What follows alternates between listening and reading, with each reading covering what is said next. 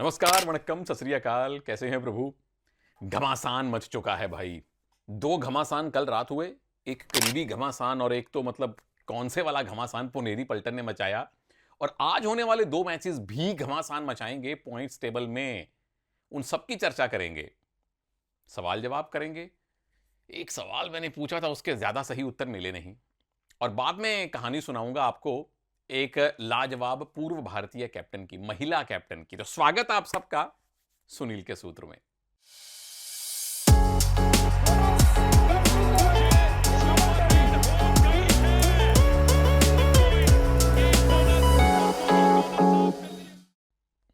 सबसे पहला मजमून, कल के दो मैचेस। पहले मैच में पटना पायरेट्स जीती जरूर है 42-38, फिर अयान चले, फिर देवांग चले। मतलब वो तो एक नॉर्मल फीचर बन गया है।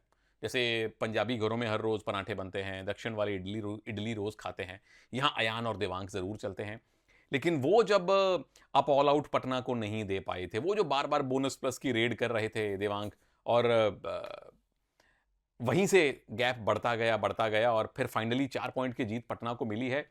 लेकिन जो तमिल तलाइवास के डिफेंस ने गलतियां की हैं, एक बार ठीक है, लेकिन 2-3 बार जब गलती रिपीट करते हैं, आप आगे आके पॉइंट देते हैं, तो फिर बाहर बैठे डिफेंडर चिरलाथन खुश नहीं होंगे।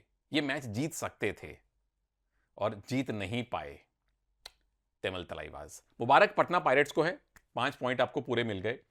दूसरे मैच में क्या हुआ भाई? मतलब 18 पॉइंट इतने कम किसी टीम ने बनाए नहीं हैं। 56 - 18 कर दीजिए, इतनी बड़ी जीत इस सीजन में किसी को मिली नहीं है। पुनेरी पलटन को मुबारक है, जीत मिली। पर प्रदीप और नितिन रावल के अतिरिक्त बाकी खिलाड़ियों ने कौन सी शादी अटेंड की कल? मतलब क्या शादी में आए हुए थे? पुनेरी पलटन को एक राहत की सांस मिली है। उनकी जीत ने थोड़ा घमासान मचाया है पॉइंट्स टेबल में, और अट्ठे अट्ठे लगे, पंजे पंजे लगे। खिलाड़ी 5 और 8 से कम पॉइंट ले ही नहीं रहे थे। पर ये मैच देख के मजा नहीं आया। मतलब मन खट्टा सा हुआ कि इतने एक तरफा मैच नहीं होने चाहिए। और फिर एक वो रेड, वो जो प्रदीप पीछे ताली बजा रहे थे, आर्यवर्धन नवाले कहां डिफेंस के झुंड से निकल के अपनी टांगे उन्होंने निकाल ली। ऐसे रोचक लम्हे मैच को रोचक बनाते जरूर हैं, पर यह मैच रोचक कतई नहीं था। चलिए, आज के दो मैच रोचक होने की पूरी संभावना है, उसकी चर्चा करूं उससे पहले जरा पॉइंट्स टेबल देख लीजिए प्रभु। अब कल की जीत के बावजूद पुनेरी पलटन है नंबर 7 पे, लेकिन चलिए पॉइंट हैं उनके 54। और कल की जीत के बाद अब 63 पॉइंट लेके पटना पायरेट्स आ गए हैं नंबर 2 पे।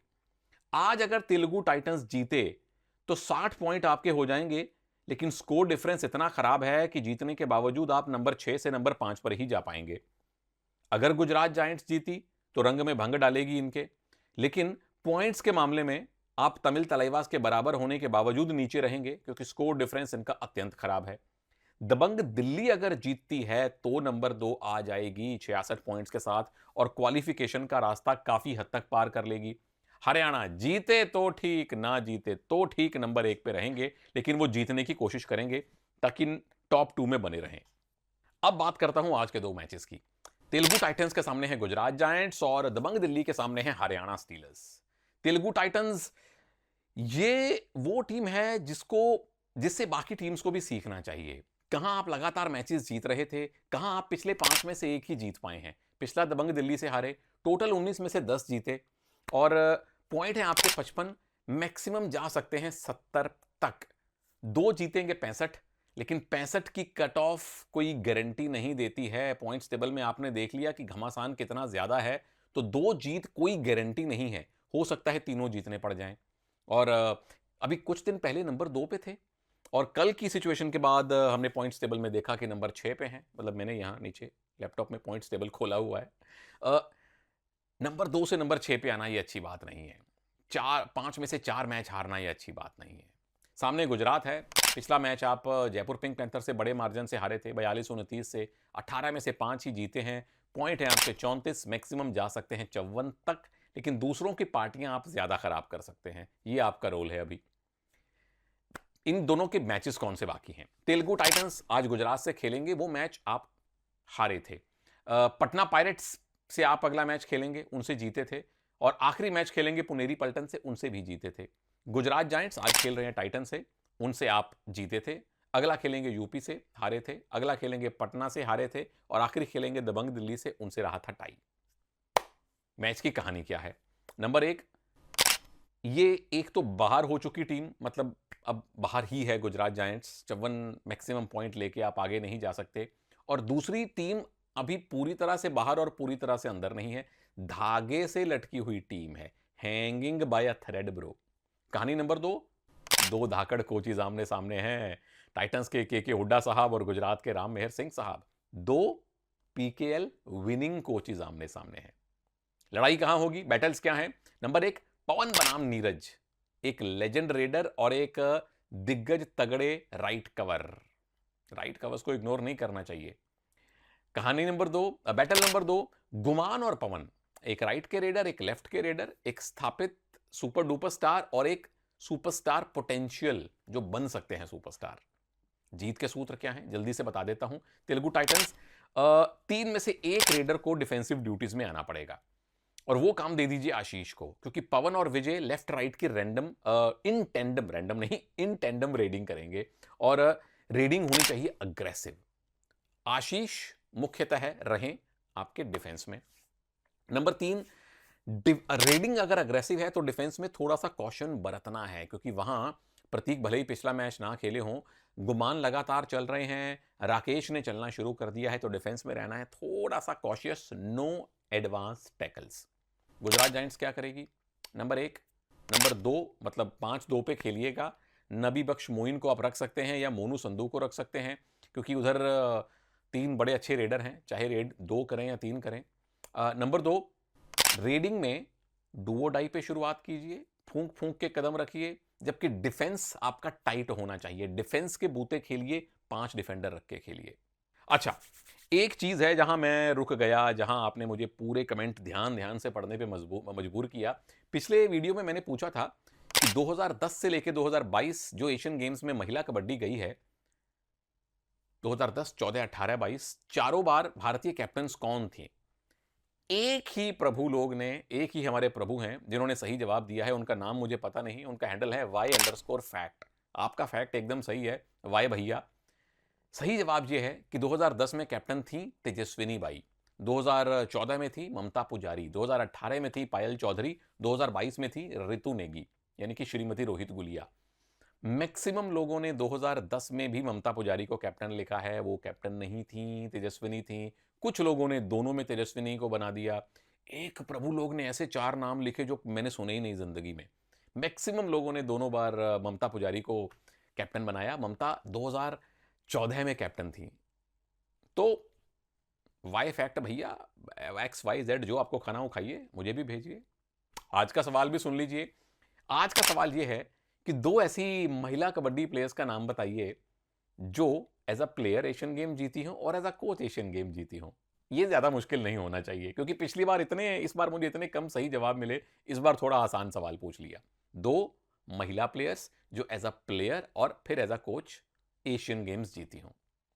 और जिन ममता पुजारी का मैंने अभी जिक्र किया, अंत में आपको उनकी कहानी सुनाऊंगा, तेजस्विनी की भी सुनाऊंगा अगले वीडियो में, लेकिन आज बारी है ममता पुजारी की। उससे पहले बारी है दबंग दिल्ली बनाम हरियाणा स्टीलर्स की। दोनों तगड़ी टीम्स हैं। दबंग दिल्ली पिछला मैच तेलुगु टाइटन से खेली, जीती। पिछले 5 में से एक भी मैच हारा नहीं, 3 जीते 2 टाई। टोटल 18 में से 50% मैच आपने जीते हैं। 9 पॉइंट हैं आपके 61, 61, मैक्सिमम जा सकते हैं 81 तक। अब अगर आज जीते तो नंबर 2 पे तो आ जाएंगे पॉइंट्स टेबल में, और 66 पॉइंट के साथ एक साइकोलॉजिकल बैरियर आप पार कर लेंगे। 4 मैच बाकी हैं, 2 जीतेंगे तो 71 पे पहुंच जाएंगे। बस उतने ही चाहिए प्रभु। उधर 71 नहीं 77 हैं मनप्रीत सिंह के पास। आपने 19 में से 15 मैचेस ऑलरेडी जीत लिए हैं। पिछले मैच में बेंगलुरु बुल्स को 37-26 से हराया था। पिछले 5 में से एक मैच हारा था। अब इनका कोई भी 5 मैच का फेज उठा लीजिए, उसमें से एक जरूर हारा होगा। और 77 पॉइंट हैं, 92 तक जा सकते हैं। और 1 या 2 मैच अभी और अग्रेसिव, खैर 3 मैच बाकी हैं, एक आज वाला तो जरूर अग्रेसिव खेलेंगे, इस बात को सुनिश्चित करने के लिए कि टॉप 2 में जगह बनी रहे। सीधा सेमीफाइनल हर टीम खेलना चाहेगी। जो मैच बचे हुए हैं उसका वेरवा दे दूं। दबंग दिल्ली हरियाणा से आज खेल रही है, हारी थी। अगला खेलेगी बंगाल से, जीती थी। अगला खेलेगी जयपुर पिंक पैंथर से, जीती थी। अगला खेलेगी गुजरात से, टाई रहा था। हरियाणा आज खेल रही है दबंग दिल्ली से, ऑब्वियसली जीती थी, फिर खेलेगी यूपी से, जीती थी, फिर खेलेगी यू मुंबा से, उनसे भी जीती थी। आज के मैच की कहानी सुन लीजिए। नंबर 1, प्लेऑफ पहुंच चुकी और प्लेऑफ में तकरीबन पहुंच चुकी टीम्स का यह मुकाबला है। दबंग दिल्ली, 4 मैच बाकी हैं, एक जीत, मैक्सिमम एक जीत और एक टाई आपको आगे ले जाएगा। टीम की फॉर्म अच्छी है, इस टीम को जाना चाहिए प्लेऑफ में हालिया फॉर्म को देखते हुए। नंबर 2, जो मैंने एक और आपको पहले बात बताई, दोनों ऐसी टीम्स हैं जो अच्छी रिदम में हैं। हरियाणा पिछले 5 में से 1 मैच हारी है, दिल्ली पिछले 5 में से 1 मैच भी नहीं हारी है, तो दोनों टीमों की हालिया फॉर्म भी अच्छी है। नंबर 3, दोनों टीम्स के पास युवा और जोशीले कोच हैं। मनप्रीत सिंह ते सामने जोगिंदर नरवाल। बाकी आप बेहतर जानते हैं। अब लड़ाई कहां होगी? ये मोटी मोटी हरियाणा के डिफेंस और दिल्ली के रेडर्स की टक्कर है। इधर नवीन आशु हैं, उधर जयदीप हैं, संजय हैं, ताऊ शादीलाल भिवानी वाले हैं और राहुल सेठपाल तो यही हैं। लेकिन एक जो डार्क हॉर्स बन के चीज निकल रही है, जो मैंने ये नोट्स बनाते हुए, ये देखो नोट्स देखने हैं मेरे, ये देखो भाई, मैं नीचे लटका के रखता हूँ यहाँ। जब मैं अपने नोट्स बना रहा था तो वहां एक बात नोट की कि हरियाणा के रेडर भी बहुत अच्छा कर रहे हैं। टॉप 3-4 रेडिंग यूनिट्स में हरियाणा के रेडर्स का भी नाम आता है। तो ये मनप्रीत की एक बहुत बड़ी खूबी रहती है कि युवा रेडर्स के साथ वो ऐसा काम कर जाते हैं जो सो कॉल्ड सुपरस्टार भी मुश्किल से कर पाते हैं। बट ऑन पेपर या मैं प्रैक्टिकली बोलूं तो दिल्ली के रेडर्स और हरियाणा के डिफेंडर्स का ये मैच है। जीत के सूत्र हरियाणा के लिए, नंबर 1, वही टीम खिलाइए, कोई लंबा चौड़ा अंतर करने की जरूरत नहीं है, ज्यादा अग्रेसिव आप खेल सकते हैं। जब अगर पहले हाफ में कहीं लीड बनती है, वैसे तो बड़ी लीड मुझे नहीं लगता किसी टीम को मिलेगी, लेकिन अगर आप कंफर्टेबल स्थिति में आ जाएं या ना भी आए, तो फिर जो आपके पास विशाल हैं या विकुल हैं या सब्स्टिट्यूट के तौर पे जय सूर्या को या संस्कार मिश्रा को लाना चाहें, तो इनको ज्यादा रेड दीजिए, जो मनप्रीत कर रहे हैं। लेकिन अब बेंच को भी आप ला सकते हैं बशर्ते लीड हो, जिसके आसार मुझे थोड़े से कम लग रहे हैं। दबंग दिल्ली, हरियाणा को ज्यादा सूत्रों की जरूरत है नहीं, वो टीम पार्टी कर रही है। दबंग दिल्ली नंबर 1, मैच जीतना आपको है। हरियाणा के लिए जीत जरूरी नहीं है, आपके लिए ज्यादा है। तो शुरुआत कीजिए फूंक फूंक कर, यानी कि डू और डाई रेड पे। फिर जैसी सिचुएशन हो गेम के पेस को बढ़ाइए घटाइए, जैसे मैनुअल गाड़ियों में होता है। ऑटोमेटिक मत लीजिए गाड़ी, मैनुअल लीजिए, गियर ऊंचा कीजिए नीचा कीजिए। नंबर 2, वो 4 डिफेंडर खिलाइए जो आप प्ले ऑफ में रखना चाहते हैं, क्योंकि यहां से कम 2 मैच तो ऐसे हैं जो आपको प्ले ऑफ मान के चलने पड़ेंगे। एक्सपेरिमेंट हुए हैं, खिलाड़ी अंदर बाहर गए हैं, लेकिन अब उन 4 डिफेंडर्स को खिलाइए जो आपके अनुसार सर्वश्रेष्ठ हैं, जो आप प्ले ऑफ में खिलाएंगे। एक्स फैक्टर, बड़े खिलाड़ियों पे जिम्मेदारी होगी। हरियाणा को अगर जीतना है तो भिवानी वाले ताऊ शादीलाल को चलना पड़ेगा और उधर से आशु को। नवीन है, लेकिन आशु इस सीजन के और पिछले सीजन के टॉप रेडर्स में से एक हैं। ये 2 युवा और सुपरस्टार्स इन मेकिंग खिलाड़ियों की टक्कर है, आशु और हमारे ताऊ शादीलाल भिवानी वाले। चलिए अब सुनाता हूं कहानी, नायिका की कहानी, और इस कहानी की नायिका का नाम है Mamta Pujari. 2010 Asian games gold medalist, 2014 Asian games gold medalist, उसके अतिरिक्त ये बीच एशियन गेम्स में भारत की कैप्टन रही हैं, वर्ल्ड कप इन्होंने खेला है, भारत की कैप्टन रही हैं। और जितना एक इतिहास रहा है महिला कबड्डी का, जो आप वो शकुंतला ताई से ट्रेस कर सकते हैं, तब से लेकर अब तक सबसे बेहतरीन, सबसे उम्दा रेडर्स में से एक ममता पुजारी की गणना होती है। अब मेरी खुशकिस्मती है कि उनके साथ एक स्टूडियो में काम करने का मौका भी मिला है। एक शोज में भी हम इकट्ठे काम किए हैं, बहुत साल पहले की बात है। तो खुशकिस्मती है। और इनफैक्ट तो उनको देखते ही, जो पहले टीवी पे देखते थे, फिर स्टूडियोज में उनसे मुलाकात होती है। शी इज टॉल, वो अच्छी खासी उनकी लंबी हाइट है, जो रेडर के लिए हमेशा एडवांटेज माना जाता है। जन्म हुआ आपका कर्नाटका के उडुपी डिस्ट्रिक्ट में, और वो खुद मुझे बताती थी कि +2 से पहले तक कबड्डी नहीं खेली और सारे गेम खेल लिए, कबड्डी नहीं खेली। वहां जब हायर सेकेंडरी स्कूल में गई +1 +2 में, वहां कबड्डी खेलनी शुरू की थी। और एजुकेशन पता नहीं था कि +2 के बाद करनी है या नहीं। फिर मैंगलोर यूनिवर्सिटी के प्रभु लोग खुद इनके घर आए और फैमिली को, पिताजी को कन्विंस किया कि अपनी बेटी को हमारे यूनिवर्सिटी में पढ़ने दीजिए, पूरा खर्चा यूनिवर्सिटी वहन करेगी। बेसिकली स्पोर्ट्स कोटा में इनको वो +2 के बाद मैंगलोर यूनिवर्सिटी ले गए और वहां से फिर इनके करियर ने उड़ान भरी। और फिर एशियन गेम्स, बीच एशियन गेम्स, वर्ल्ड कप, और कोई ऐसा इन्होंने इवेंट नहीं छोड़ा जहां पे गोल्ड मेडल ना जीते हों। बस ज़्यादा नहीं, 11 इंटरनेशनल गोल्ड मेडल हैं और 12 सीनियर नेशनल्स के गोल्ड मेडल हैं और उतनी ही गोल्डन इनकी आवाज़ है। कन्नड़ भाषा में पिछले कई सालों से ये कमेंट्री कर रही हैं, एक्सपर्ट हैं और मॉडर्न कबड्डी लेजेंड इन्हें आंख मूंद के हम कह सकते हैं। तो ममता जी, उम्मीद है जल्दी आपसे मुलाकात होगी किसी स्टूडियो में, किसी एक लीग में। और आप लोगों से भी प्रभु लोग अगले वीडियो में जल्दी मुलाकात करूंगा।